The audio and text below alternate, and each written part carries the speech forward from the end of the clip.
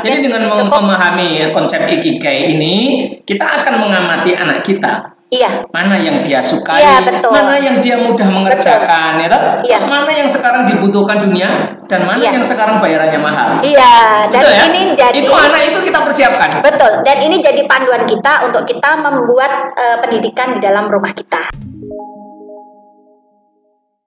Assalamualaikum warahmatullahi wabarakatuh. Jumpa lagi dengan kami di Move Up TV bersama saya Cumal Muntazam dan Zakia Coban. Sahabat muda, kali ini kita akan diskusi melanjutkan dari video-video sebelumnya, yaitu tentang pentingnya bakat, menemukan bakat, dan mengembangkan bakat. Kali ini kita akan diskusikan tentang bagaimana cara mengembangkan bakat ala Jepang. Sahabat muda, di Jepang itu ada apa namanya itu? Metode. Ada satu metode yang disebut ikigai. Konsep ya? Konsep ya? Satu konsep. Yes, konsep metode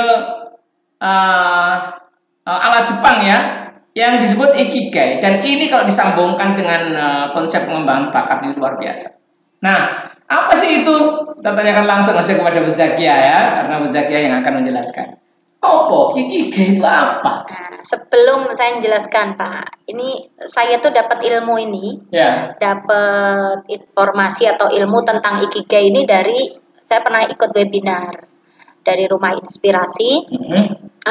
Jadi di situ disampaikan oleh Pak Aar ya, Pak Aar Sumardiono itu tentang konsep ikigai, di mana konsep ikigai ini adalah sebuah konsep pengembangan diri, konsep pengembangan diri atau pengembangan hidup yang sebetulnya bisa kita ambil, kita bisa adopsi untuk kita menemukan minat bakat anak.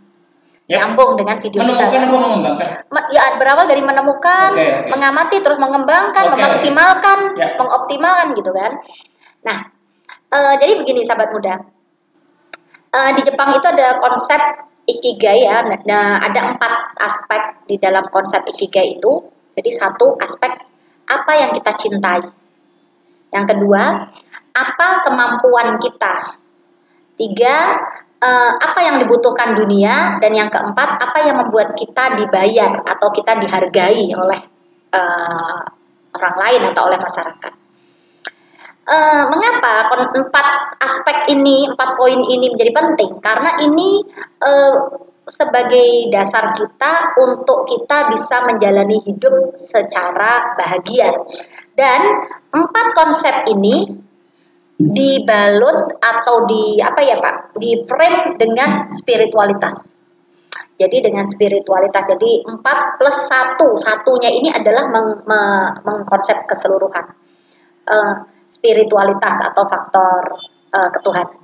Nah, yang pertama, apa yang kita cintai di sini adalah dengan kita melakukan atau anak-anak melakukan hal yang dia cintai dalam keseharian, menyebabkan anak-anak itu bisa lebih survive, lebih bahagia, lebih dia bisa lebih bertumbuh gitu Pak, bertumbuh secara alami. Dan di sini kecintaan ini mungkin hampir sama dengan passion gitu loh Pak, passion. Jadi kalau kita sudah bisa menemukan passionnya anak, sesuatu yang dicintai oleh anak gitu kan, yang menghabiskan waktu untuk itu. Iya, dan dia bisa menjalani itu dengan bahagia, tidak lagi mikir capek, tidak lagi mikir waktu, durasi mau sepanjang apapun dia tetap bahagia. Karena dia suka. Nah yang kedua, apa kemampuan? Jadi memang bakat atau kemampuan yang memang sudah dimiliki anak, ini juga menjadikan salah satu aspek menunjang gitu kan. Nah di sini maksudnya adalah kemampuan yang ketika kita melakukan itu kualitasnya baik. Kalau kemarin kita bahas 4E itu loh Pak, tentang apa? Easy. Ya kan, melakukannya dengan mudah. Easy. Excellent. Hasilnya bagus. Nah, di sini juga sama, itu hampir sama juga. Jadi kemampuan kita. Dan yang ketiga, apa yang dibutuhkan dunia? Yang dibutuhkan dunia ini maksudnya ini loh Pak. Potensi dunia atau tren dunia atau kebutuhan masyarakat itu apa yang anak kita punya skill di situ. Ini contoh nih, anak saya yang nomor 3, Rania, itu seneng dunia desain dan kecantikan. Dia itu kepingin menciptakan kayak kreasi-kreasi baju, bahkan sering diuji cobakan ke Sarah. Jadi Sarah tuh sebagai talentnya, dia yang ngedesain-desain bajunya, dia yang Rania. Dia yang make up. Sarah tuh di make up kalau malam sama dia. Make up terus Sarahnya jadi artis. Wah, langsung dia nyanyi-nyanyi di depan ini pakai Rania itu siapa? Yang nomor 3. Usia berarti 11. 2010 berarti 11. Nah, Rania ini seneng dunia kecantikan. Dia tuh sering ya pokoknya ngurusi Sarah lah. Sarah itu pokoknya dibuat ininya dia make up, kadang terus baju dihias-hias gitu. Nah, saya melihat ketika Rania menemukan itu, ya apa sih yang saat ini kan kalau kita lihat ya Pak, potensi ekonomi untuk dunia fashion kan bagus kan, gitu kan, bagus, dan potensi kecantikan juga luar biasa saat ini. Nah, berarti kan kita bisa nih membantu anak kita atau memfasilitasi anak kita untuk bisa memenuhi apa sih kebutuhan yang dibutuhkan oleh masyarakat gitu. Itu yang ketiga. Yang keempat, apa yang membuat dihargai atau dibayar. Ini berarti kan hampir mirip juga sama 4E ya. Jadi apa yang bisa menghasilkan. Jadi ketika anak kita bisa melakukan apa yang dia suka, lalu dia kemampuannya bagus, terus dia dibayar kan. Ya kan? Seperti itu Pak. Dan tapi ini tadi adalah konsepnya Jepang, ikigai namanya. Gitu. Ya oke, saya ingin ikut mengulas juga ya konsepnya Abah Rama itu ya, yang sering kita singgung namanya 4E. Anak itu kalau 4E itu ya terdiri dari enjoy, easy, terus kemudian excellent, kemudian earn. Nah, ini yang enjoy ini, dari mana dia enjoy? Karena kalau dia punya passion, dia akan enjoy. Terus kemudian apa yang dia bisa? Kalau dia itu enjoy, ini akan menjadi easy, ya toh? Iya, mudah. Easy. Cuman yang excellent ini agak melenceng sedikit ya, tidak sama dengan ikigai. Tetapi yang keempat ini masuk lagi, yaitu dibayar. Sama tuh Pak. Apa kemampuannya? Kan excellent. Kemampuan dengan easy itu jadi satu. Iya, kalau jadi satu, ikigai jadi satu, ya toh, jadi kebiasaan. Ya, dari konsep ini ada intersectionnya. Kemudian saya juga ingin mendetailkan, klarifikasi ya. Passion, kalau orang itu suka, dia akan menghabiskan waktu dengan bahagia. Terus dia juga akan belajar lebih mudah. Iya. Tetapi ini kalau kita larikan lagi ke konsep bakat, ini adalah keminatan yang dari dalam, kan minat bisa dari dalam, bisa dari luar. Keminatan ini bisa membuat orang itu tidak lelah untuk mengerjakannya. Iya. Ya, itu adalah suka, ya, dicintai.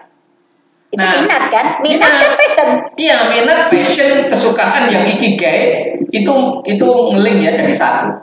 Terus kemudian kebiasaan itu bakat yang diasah.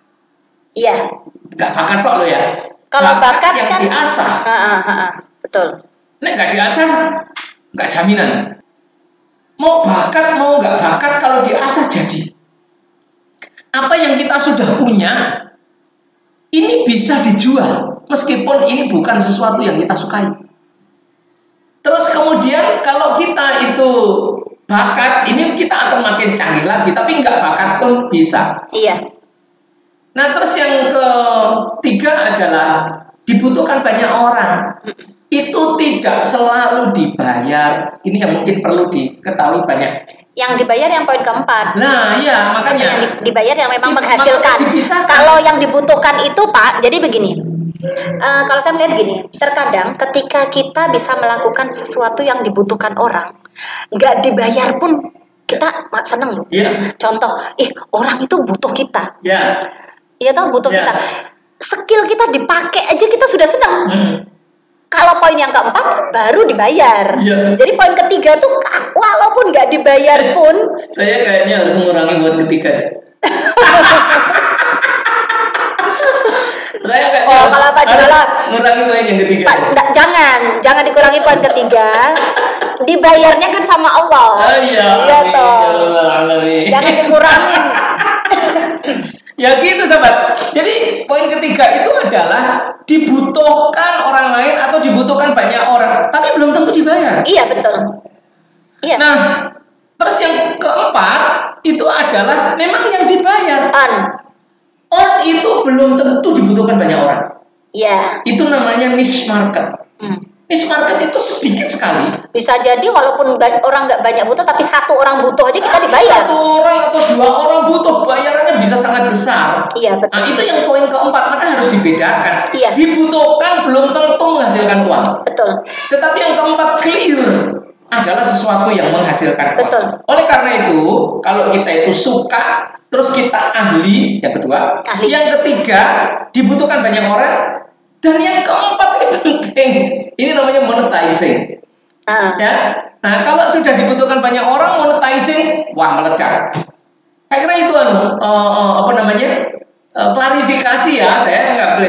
Oh ya, satu Pak, saya lupa tadi menyampaikan. Nah, ikigai ini bagaimana kita bisa menemukan irisan dari keempat aspek. Iya. Nah, irisannya itu yang disebut ikigai. Nah, kalau kita bisa hidup di ikigai itu dahsyat luar biasa. Tetapi kenyataannya, faktanya hidup tidak sesempurna ini. Iya. Ya, memang kita harus cari sebisa mungkin ya. Tapi tidak sesempurna itu. Setidaknya kita punya orientasi. Kalau kita bisa sesuatu meskipun kita sebenarnya tidak ini bukan bakatku, tapi kita ahli.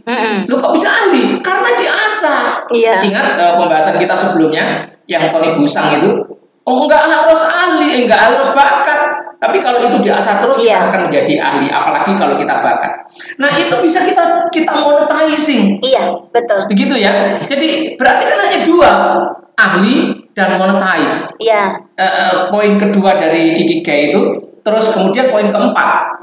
Nah, itu akan lebih asik kalau kita itu punya poin pertama, yaitu kita suka. Iya.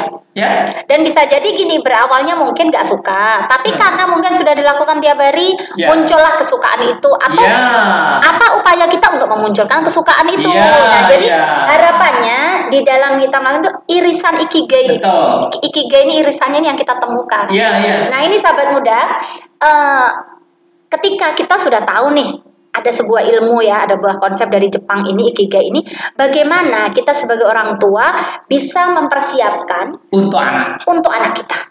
Jadi kita persiapkan kurikulum di rumah kita, kita persiapkan keluarga kita, keluarga sebagai sentral pendidikan ya di dalam rumah kita, bagaimana bisa itu 4 konsep itu bisa mendapatkan. Jadi bukan kita ini ya, tetap semua kembali ke Allah, dan tadi semua ini dibungkus oleh spiritual. Dibungkus dengan spiritualitas.